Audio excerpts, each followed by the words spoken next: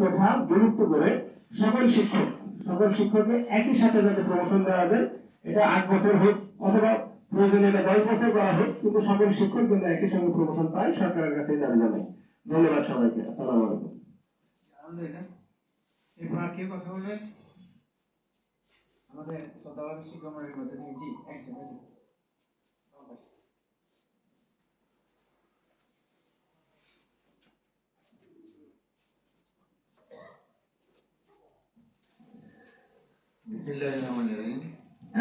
আমি মাসুদুল হাকিম, আমি Dhaka Raju Uttara model school and কলেজের ম্যাথমেটিক্সের অ্যাসোসিয়েট প্রফেসর, ম্যাথ ডিপার্টমেন্টের হেড। তো আমি একটা বিষয়ে খুব ডিপলি চিন্তা করতেছিলাম কয়েকদিন ধরে, যে আমাদের যে কারিকুলাম গুলো চলছে, এই কারিকুলাম তো মানে সেকেলে কারিকুলাম, অর্থাৎ আমাদের সামনে দিকে আমাদের বাচ্চাদেরকে চেঞ্জ করার জন্য এডুকেশনকে রিফর্ম করার দরকার। এবারে প্রাইমারি লেভেল থেকে একটা বাচ্চা স্কুলে প্রথম দিন যে কি শিখবে, প্রথম সপ্তাহে কি শিখবে, প্রথম মাসে কি শিখবে, এইভাবে আমাদের একটা কারিকুলাম রিফর্ম করে আনা দরকার, যে কারিকুলামটা ভবিষ্যতে যাতে আমরা আমাদের এই বাংলাদেশে এস্টাবলিশ করতে পারি।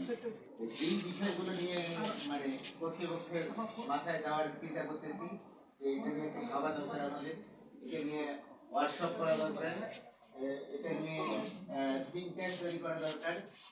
এই বিষয়গুলো যদি একটু আপনারা আপনাদের দৃষ্টিগোচর করতেছি এই কারণেই, যে আপনি যদি বহির্বিশ্বের সাথে চিন্তা করেন, যে অনেক দেশে ইসলামী বিপ্লব হওয়ার পরেও সেখান থেকে ক্ষমতায় বেশি দিন টিকে থাকতে পারেনি, কারণ এডুকেশন সিস্টেমের কারণে।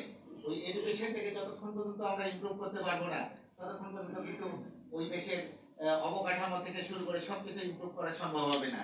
এই জন্য আমি আদর্শ শিক্ষক পরিষদের পক্ষ থেকে শিক্ষক সমাজকে অনুরোধ করছি, যে যাতে আমরা এই বিষয়টা ভাবি এবং এটা নিয়ে আমরা কাজ করি, এটার জন্য বিনীত অনুরোধ করছি। আসসালামু আলাইকুম। ধন্যবাদ। এরপরে আর কেউ বলবেন?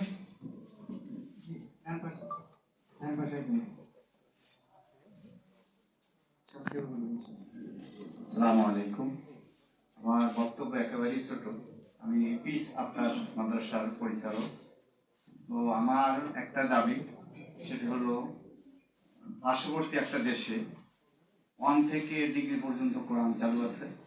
আমাদের দেশেও যেন সেটা চালু হয়, তাহলে আমাদের যে আমি যেটা প্রতিষ্ঠা করতে যাচ্ছি এবং করছি, পিস আপনার মাদ্রাসা মানে জেনারেল শিক্ষিতর জন্য আমি এটা চালু করেছি, ওইটা তাহলে আর বিলুপ্ত হয়ে যাবে, এবং সরকার যদি এটা করে তাহলে আমি বেশি খুশি হব।